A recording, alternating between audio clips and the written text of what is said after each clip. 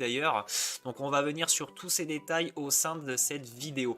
Alors tout d'abord, si tu n'es toujours pas abonné à la chaîne, je t'invite à lâcher un pouce bleu en bas de cette vidéo, à t'abonner si ce n'est pas déjà fait, activer la cloche de notification pour ne pas louper le prochain contenu. Alors pour ceux qui ont suivi un petit peu les dernières news de Concrete Jewelry, alors oui, il y a eu un gros scandale qui vient de se passer. La plupart des boutiques sont en train d'être en saisie par la police turque. Donc on va venir sur tous ces éléments, on va déjà y venir on va resituer les choses dans leur contexte, savoir du coup pourquoi il s'est passé tout ça, les éléments que moi j'ai eu de mon côté, afin d'être entièrement transparent avec vous, pour vraiment vous préciser tout ce qui se passe en arrière-plan chez Concrete Jewelry. Donc Concrete Jewelry, pour ceux qui ne connaissent pas, c'était un business. Enfin, c'est un business, hein. Pour l'instant le scam n'est pas encore officiel, mais pour l'instant les paiements ne se font plus. Donc Concrete Jewelry, c'est une entreprise qui opère dans les bijoux et qui proposait un rendement jusqu'à 8% par semaine sur votre investissement. Donc si vous investissez une somme, voilà, vous aviez 8% par semaine qui vous était redonné toutes les semaines pendant 52 semaines, donc un an. Et actuellement, voilà, Concrete ne paye plus pour le moment, donc on va resituer les choses, par exemple en Turquie. Parce qu'actuellement, Concrete ne fonctionne pas de la même façon, que ce soit en Turquie ou que ce soit dans les autres pays. En Turquie, là-bas, c'est le système bancaire, donc lorsqu'un achat est fait directement en boutique, le personnel paramétrait le compte de la personne directement pour qu'elle reçoive des virements sur sa carte de crédit, donc qui allaient directement sur son compte bancaire. Là, c'était assez spécifique. Et chez nous, ça fonctionnait par le système crypto. Il y avait une nouvelle qui était parvenue à partir du 14 mars, où ils ont dû s'adapter et que les leaders turcs là-bas devaient, enfin pas que les leaders turcs, mais tous ceux qui étaient là avant le 14 mars, devaient faire rentrer de nouvelles personnes pour pouvoir retirer une partie de leur investissement pour être disponible au retrait immédiatement. Effectivement, chose assez complexe pour redonner la confiance chez certains investisseurs. Moi, de mon côté, je reste assez neutre dessus. Comme je vous ai dit, lorsque vous rentrez sur un business, quel que soit le type de business, moi, je vous propose toujours la possibilité de me rejoindre si ça vous intéresse. Évidemment, je ne vous force pas. Concrete, voilà, ça peut être un danger comme beaucoup d'autres business. Le risque zéro n'existe pas. Donc déjà, élément important, ne jamais mettre de l'argent qu'on n'est pas prêt à perdre. Toujours des sommes que, imaginons vous aviez, je sais pas, 10 000 euros d'économie sur vous, ne mettez jamais plus de 50% en danger, parce que si vous avez plus de quoi faire pour payer, que ce soit votre quotidien, vos factures, votre nourriture, ce serait quand même dommage juste pour gagner un peu plus d'argent grâce à un business en ligne. Alors actuellement, il y a encore des leaders qui partagent l'opportunité. Moi personnellement, j'ai préféré stopper le partage, de vous informer de mon état d'esprit sur ce business là, de ma vision des choses, pour être totalement transparent avec vous, hein, c'est mon objectif sur cette chaîne. On a tous des expériences différentes, on a tous des ressentis différents. Évidemment, moi-même, bon, j'avais quand même vu qu'il y avait quelque chose qui était possible avec Concrete Jewelry, sachant que c'était un business qui était avec des boutiques physiques, donc la loi du Ponzi n'était même pas viable dessus, mis à part une arnaque possible, hein, derrière, que la société ou les représentants directs voulaient remettre en place en arrière-plan sans que nous puissions le voir. Il est assez compliqué effectivement de voir quel business va être viable ou ne pas viable. C'est pour ça qu'il faut toujours faire attention à ce qu'on investit, ne jamais se mettre en danger financièrement à ce niveau-là.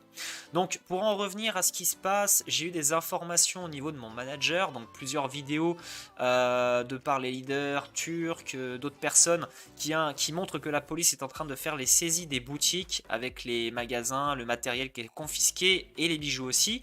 Mon manager, lui, m'a informé de plusieurs choses. Après, libre à vous évidemment de croire ce qu'il dit ou pas. Moi, je préfère rester neutre et stopper les présentations de Concrete. Au moins comme ça, c'est beaucoup plus sûr. Mon manager m'avait informé comme quoi que, vu qu'il dépendait des lois turques et que là-bas c'était assez l'anarchie, il ne pouvait pas faire ce qu'il voulait, et vu qu'il y avait beaucoup de plaintes, ça les force du coup à devoir stopper leur activité à ce niveau-là. Mais pourtant, il m'assure qu'ils sont toujours en train de développer le fait qu'ils veulent aller s'installer dans d'autres pays pour ne plus dépendre des lois turques. Alors, à ce niveau-là, je dirais que c'est possible, mais très très compliqué vu la réputation qui est en train de se construire, du fait que Concrete dans les articles est reconnu comme un Ponzi, une chaîne, un scam, donc effectivement ça devient compliqué pour eux de pouvoir aller se développer à l'étranger. Pour moi, je pense que ça va être mission impossible. Après, à voir, personne n'est devin. La seule chose à faire, c'est d'attendre. On va être spectateur de la chose à présent, même moi. Donc, c'était tout au niveau de ces informations-là. Actuellement, Cancri avait aussi publié une information sur les retards de paiement. Évidemment, là aussi, chacun est libre de penser ce qu'il veut.